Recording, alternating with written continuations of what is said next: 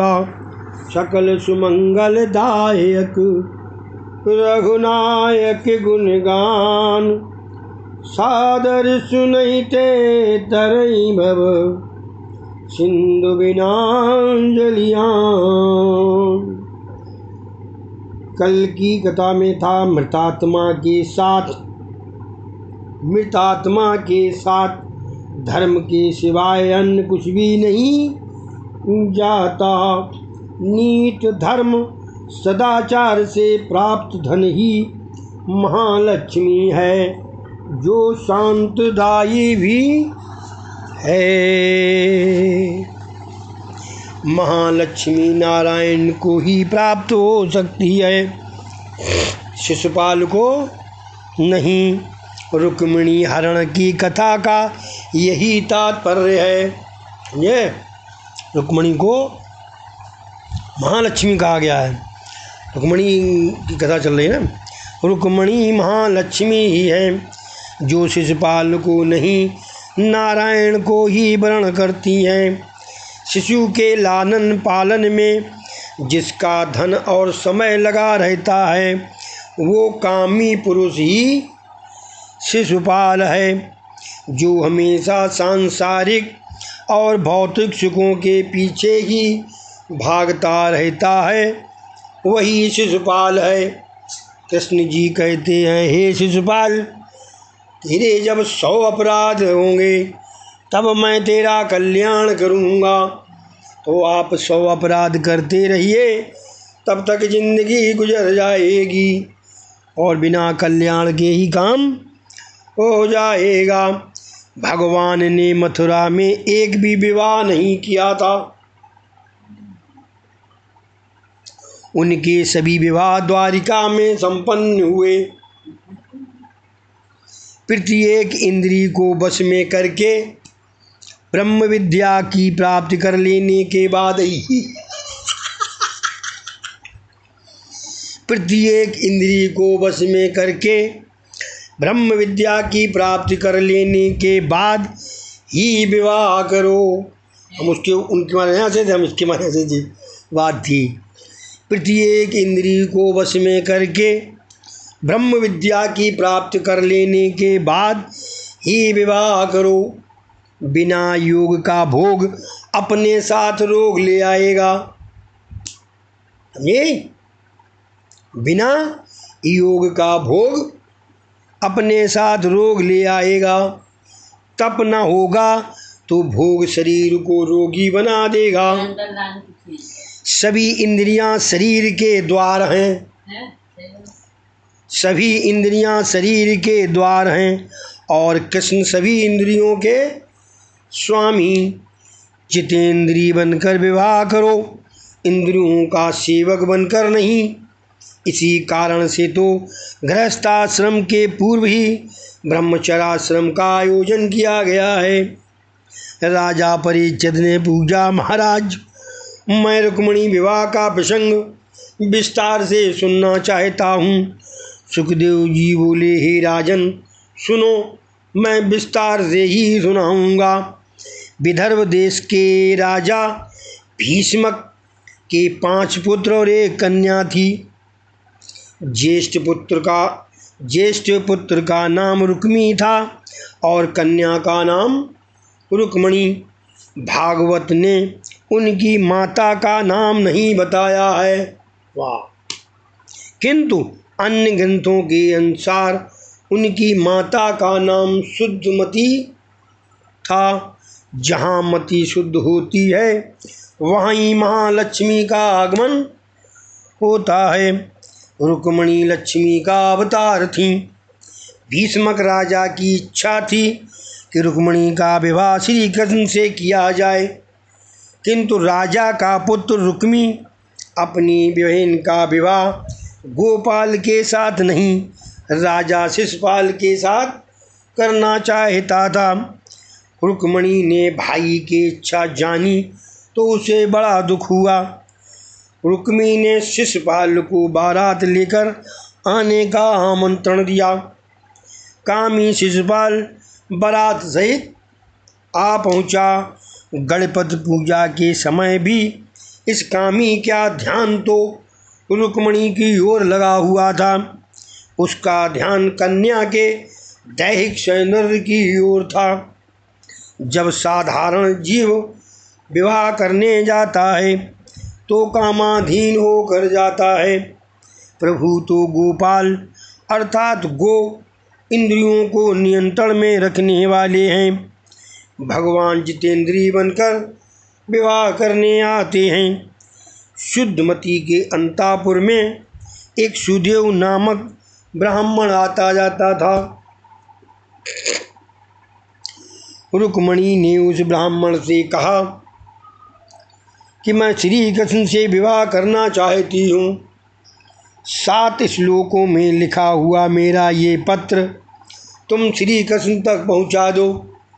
किरीट जी महाराज जब निराला नगर में आए थे, किरवी नगर में, तो उन्होंने रुक्मणी के ऊपर पूरा जिस 7 श्लोकों में ही पूरा गाया था।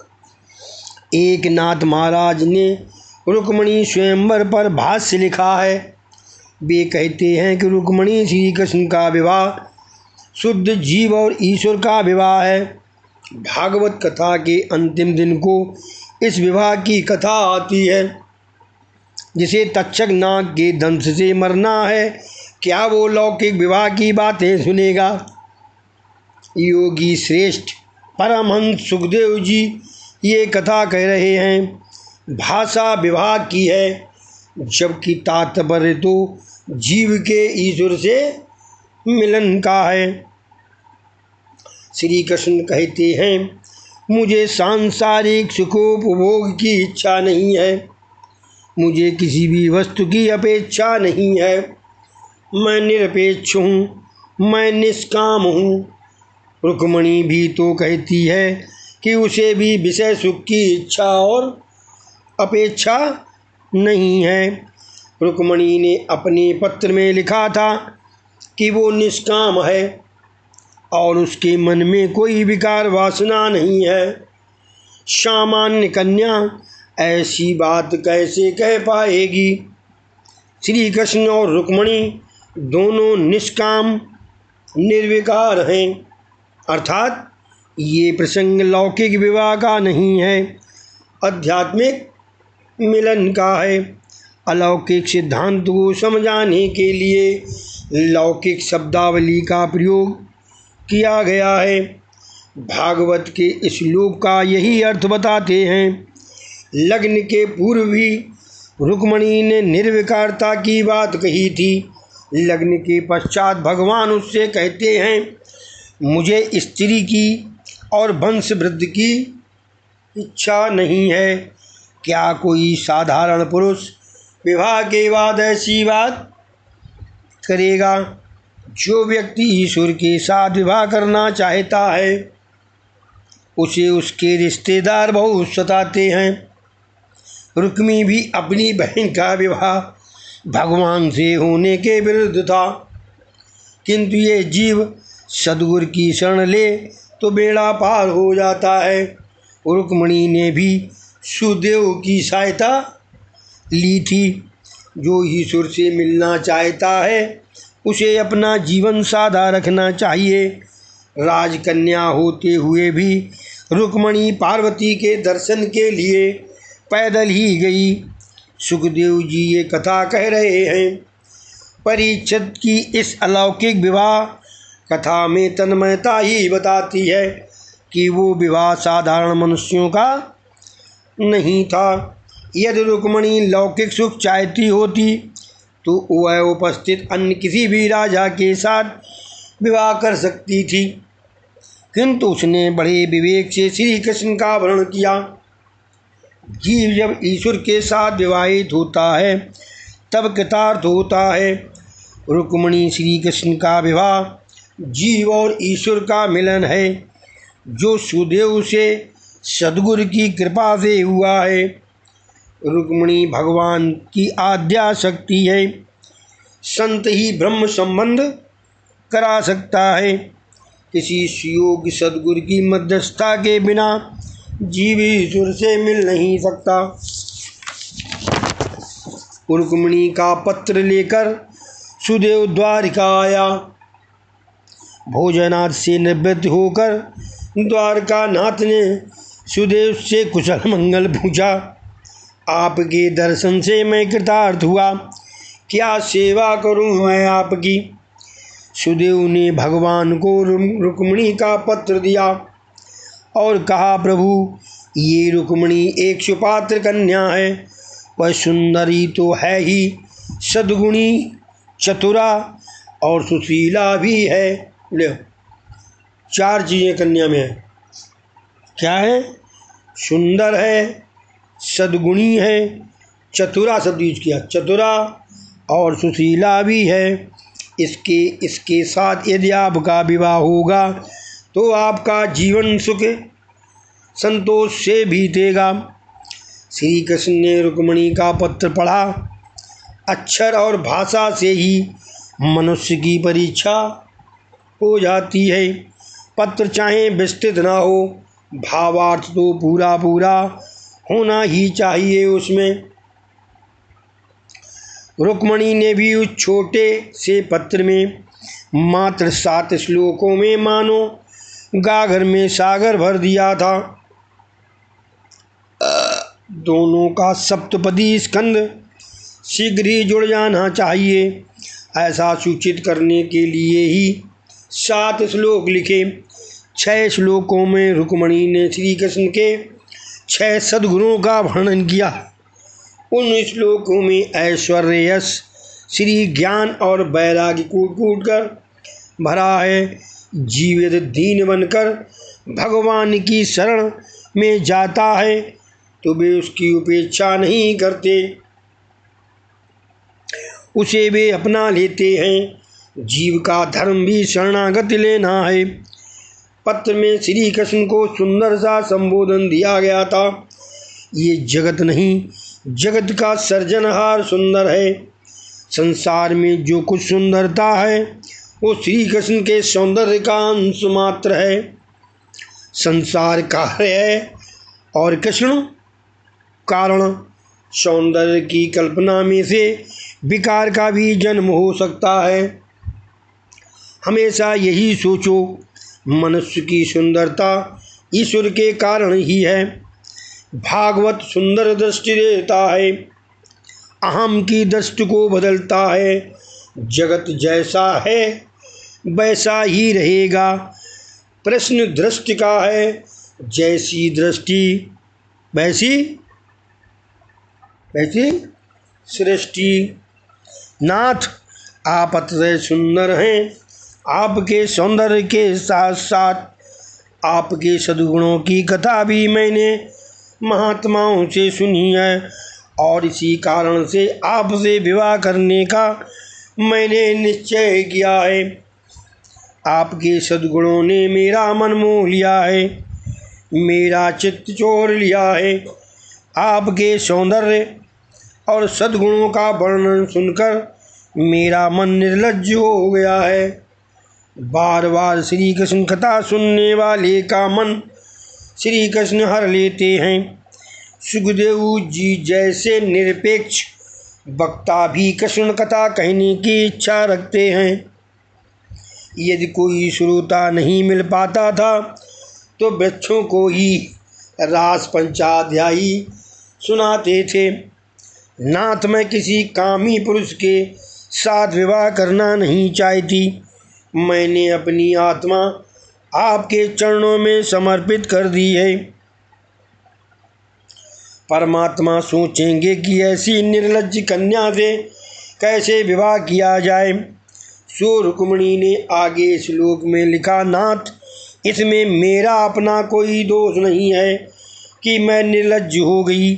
मैं वैसे तो लज्जायुक्त थी, किंतु आपके सद्गुणों ने ही मुझे निर्लज्ज बना दिया है।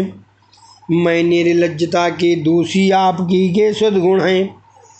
आप तो सभी के अंतर्यामी हैं। मैं और लिखूं तो क्या लिखूं, मेरी मनोभावना से आप सुपरिचित हैं। रुक्मिणी शिशुपाल का नामोल्लेख करना चाहती नहीं थी, किंतु उसने सोचा कि संभव है कृष्ण ऐसा सोचेंगे कि धारण करके मुझसे विवाह करेंगे तो उन्हें और तो कुछ मिलेगा ही नहीं। जो कन्या अपने साथ संपत्ति ना लाए उससे विवाह करने से क्या लाभ होगा। सो रुक्मणी ने आगे श्लोक में लिखा कि वह अपनी निजी संपत्ति श्री कृष्ण को दे देगी। कौन सी संपत्ति है? मैंने हमेशा नियमित सत्कर्म किया है। तुलसी की पूजा किए बिना मैंने पानी तक नहीं पिया कभी। आज तो नारी तुलसी की पूजा करती ही नहीं है, और यदि कोई नारी करती भी होगी तो चाय पानी के बाद। संयम और सदाचार के बिना जीवन कैसे सुधरेगा। सदाचार का अर्थ है शास्त्र सम्मत धर्म द्वारा आचार, स्वेच्छाचार नहीं। मैंने कई व्रत नियमाद किए हैं। मैंने गरीबों को वस्त्र और अन्नदान भी दिए हैं। मैं अपनी पूर्ण संपत्ति साथ ले आऊँगी। मैं अपनी अलौकिक संपत्ति साथ ले आऊँगी। आप मुझे स्वीकार करें। पतिव्रता पूर्णशाली नारी का पति कभी दुखी नहीं होता है, सुखी ही होता है। अपनी संपत्ति की चर्चा करने के बाद रुक्मणी ने स्वयं को प्राप्त करने का उपाय भी बताया। मैं प्रतिदिन पार्वती की पूजा करने के लिए मंदिर जाती हूँ। आप मुझे वहाँ से हर ले जाना। मुझे विश्वास है कि आप इस दासी को स्वीकार नहीं करेंगे तो मैं आपको प्राप्त करने के लिए हजारों जन्म लेती रहूँगी। मैं आप निष्काम प्रभु से ही विवाह करूँगी, अन्य किसी भी पुरुष के साथ नहीं। यह अम्बुजाक्ष न लभे भगवती प्रसाद, और जम्यामसून व्रत की साक्षरी जन्मसी स्याति। जन्मति सात माने 100। चाहे 100 जन्म क्यों न लेना पड़े, किंतु मैं वरूँगी तो आपको ही। रुक्मणी जैसे अटल निश्चय को ही परमात्मा मिलते हैं। यदि आप मुझे स्वीकार नहीं करेंगे तो मैं शरीर का त्याग करूँगी। आपके सिवाय अन्य कोई व्यक्ति मेरा पति नहीं हो सकता। रुक्मणी का पत्र पढ़कर श्री कृष्ण प्रसन्न हुए। सुना है उसने मेरे लिए अन्न और निद्रा का भी त्याग किया है, सो मैं उससे अवश्य विवाह करूँगा। बड़ी जल्दी तैयार हो गए। मन और वचन को एक बनाओ, वैसा व्यक्ति ही भगवान को पसंद है। वे कहते हैं मोए कपट चल छिद्र न भावा, मोए कपट चल छिद्र न भावा। रुक्मणी श्री कृष्ण की आद्या शक्ति हैं। वह श्री कृष्ण के सिवाय किसी से भी विवाह नहीं कर सकती। भगवान ने अपने सारथी दारुक से रथ तैयार करवाया और ब्राह्मण सुदेव को बंधन करके गणपति का स्मरण किया और रथारूढ़ हुए। घर से बाहर निकलते समय गणपति की इन शब्दों में स्तुति करोगे तो कोई भी बाधा उपस्थित नहीं होगी। लेकिन कौन याद करे जाए। सुमुखुस्त एक दंतश्च कपिलो गज कड़का, अवलंबोदरश्च विकटो विघ्ननाशो विनायका, धूमकेतु गणाक्षयो भालचंद्रो गजानना, द्वादश एतानि नामानि या पठेन्जिता। एक है ये इसी श्लोक का दूसरा जहाँ हम गए थे ना, जब उसके विभू के उसमें जो हम रोज चढ़ते हैं, प्रणम शिरसादेवम गौड़ी बुद्ध विनायकम, वो वाला एक दंत दयावंत, ये वही है। 12 नाम है उनको दिया है। भगवान जगत को यही बताते हैं कि वे स्वयं भगवान होते हुए भी मर्यादा का पालन करते हैं। मर्यादा का अनुचित भंग करने वाला दुखी होता है। यदि तुम्हें अधिक सुख सुविधा मिली हो तो मर्यादा का पालन भी अधिक किया जाना है। भगवान ने पहले सुदेव को रथ में बिठलाया। सुपात्र ब्राह्मण का सम्मान करो। साधु संतों का सम्मान करने से लक्ष्मी जी आपके घर में पधारेंगी। एक ही रात में श्री कृष्ण का रथ विदर्भ नगरी में पहुंचा। लोगों को प्रभु के दर्शन से बड़ा आनंद हुआ। सभी कहने लगे कि रुक्मणी के योग्य तो यही वर है। दोनों लक्ष्मी नारायण से शोभामान होंगे। उधर ब्राह्मण हंसता हुआ रुक्मणी के पास पहुंचा। मैं भगवान को ले आया हूँ, उन्होंने तुझे स्वीकार किया है। रुक्मणी ने प्रणाम करते हुए पूछा, क्या सेवा करूँ मैं आपकी? सुदेव ने कहा, उनको किसी भी वस्तु की अपेक्षा नहीं है, तेरी जय हो। भगवान रुक्मणी भगवान से मिलाने वाले उस सुदेव की जन्म जन्मांतर की ऋणी हो गई। इधर शिशुपाल भी जरासंध आदि राजाओं के साथ आ पहुंचा। उसने श्री कृष्ण के आगमन का समाचार सुना तो वो कुछ डर सा गया। उसने जरासंध से कहा, वह चोर कहीं मेरी होने वाली पत्नी को चोरी करके तो कर गया तो? जरासंध ने उसे ढांढस बताते हुए कहा, हम यहाँ केवल खाने पीने नहीं आए हैं, समय आया तो मेरे लिए लड़ेंगे भी, समय आया तो तेरे लिए लड़ेंगे भी। रुक्मी ने भी कहा, मैंने ऐसी व्यवस्था की है कि मेरी बहन के निकट कोई मानव तो क्या पक्षी तक नहीं जा सकता, और जब वह पार्वती के मंदिर जाएगी तो उसके पीछे 16 कन्या और मेरे कई पहलवान भी साथ होंगे। ये सुनकर शिशुपाल को कुछ शांति हुई। इतिया अद्य कथायां समाप्तम्। हरे कृष्ण कृष्ण कृष्ण हरे हरे, हरे राम राम राम हरे हरे, हरे कृष्ण कृष्ण कृष्ण हरे हरे, हरे राम राम राम हरे हरे,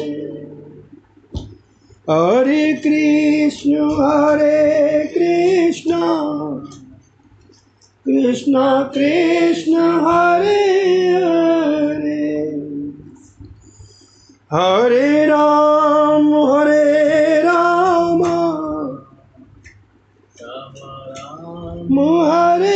हरे,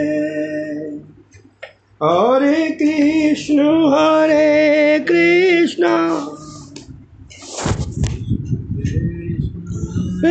हरे, हरे राम